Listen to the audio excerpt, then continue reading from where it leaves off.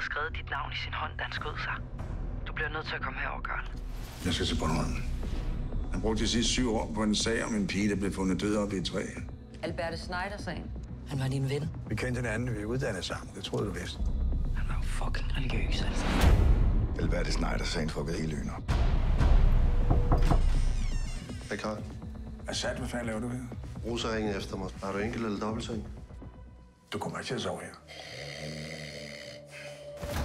Godmorgen.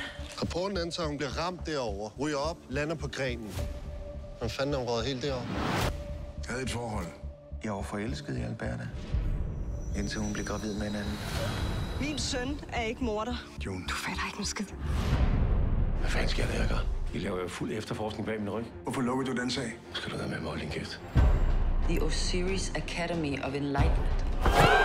Det är klart att jag älskar Alberte. Jag älskar henne. Det er fandme voldsomt at se nogen skyde sig selv. Har du brug for at tale? Jeg har brug for, at vi arbejder. Alberte var en del af alt det der. Rose, du kunne blive en af dem. Atu är vår spirituella ledare. Det der er med dig, Bak, som altid, det er, at du er dum. Godt gammeldags. Dum. Dum på bunderøvsmåden. Dum. Det er ret belastende med alt det gamle lort, Karl. Han var så bange.